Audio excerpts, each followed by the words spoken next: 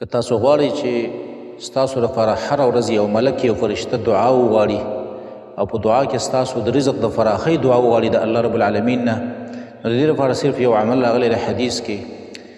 هغه عمل چې څوک وکړي نو هره ورځ به یو ملک یو فرشته د ده لپاره دعا کوي چې الله د ده رزق فراخه کړي. حدیث کې راځي ابي هريره رضی الله تعالی عنه فرمایي وی قال رسول الله صلی الله علیه وسلم، رسول الله صلی الله علیه وسلم فرمایلی دي ما من یوم یصبح فیه العباد، نشته دی داسې یو ورځ چې په هغې کې بندګان سبا کوي، یعنی هره ورځ الا ملکان ینزلان، مګر دو ملایکې راکوزیږي د اسمان نه هر سهار او هره ورځ دو ملایکې د اسمان نه راکوزیږي. او فیقول احدهما، یو ملک یو فرشته پکې داسې دعا کوي چې اللهم اعطي منفقا خلفه، یا الله څوک چې ستا په لاره کې پیسې لګوي، خرچه کوي، صدقه کوي، الله د هغې عوض ورکوي یا رب العالمین. دا ملک او دا فرشته داسې دعا کوي.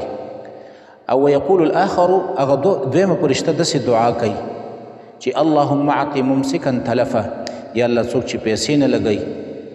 بخیل دی، صدقې نه ورکوي، د هغې په مال باندې هلاکت راولي. نو اوس که غواړئ چې یاره دا فرشتې په دې دعا کې موږ راشو، نو هر سحر موږ او تاسو له پکار دا ده چې کم از کم یو 10 روپۍ دا موږ په سحر کې صدقه ورکوو، د دې لپاره چې د یوې فرشتې د یو ملک په دعا کې موږ راشو چې یا الله څوک چې ستا په لاره کې صدقه کوي، خیرات کوي، خرچه کوي، یا الله ته هغې له نعم البدل ورکړي، د هغې په مال کې فراخي راولي، برکت پکې راولي. د هغې فرشتې په دعا کې به موږ راشو او د هغه دویمې فرشتې د خیرونه به موږ بچ شو چې هغه داسې خیرې کوي چې یا الله څوک مال نه لګوي نو د هغې په مالونو باندې هلاکت راولي. کم از کم یو 10 روپۍ دا په سحر کې په جب کې دی، هر سحر چې راپاڅېږي دا 10 روپۍ صدقه کوئ.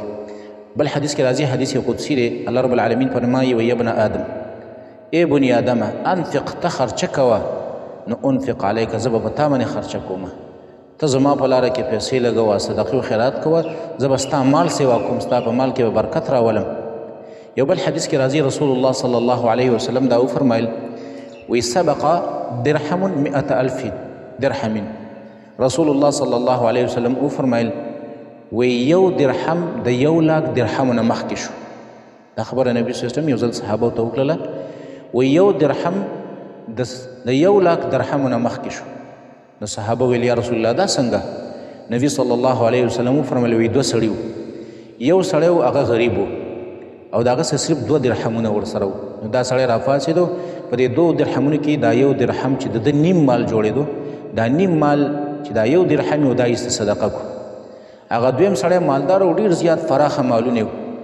دا ورلی او خپل مال نه صرف 1,00,000 درهم راواخیستل، هغې صدقه کړله چې هغه 1,00,000 درهم نیم مال د ده نه و بلکې د مال یوه برخه وه.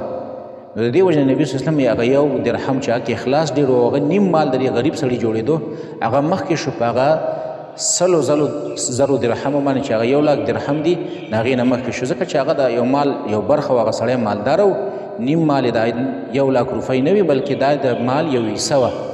کوم سړی چې هغه غریب دی او په غریبۍ کې لږې پیسې ولګوي، او بل سړی مالدار دی هغه د خپل مالدارۍ نه پیسې ولګوي، نو دا د غریب هغه لږې پیسې چې هغه کې اخلاص وي هغه ترې مخکې کېږي، هغه ترې مخکې کېږي په اجر او په ثواب کې.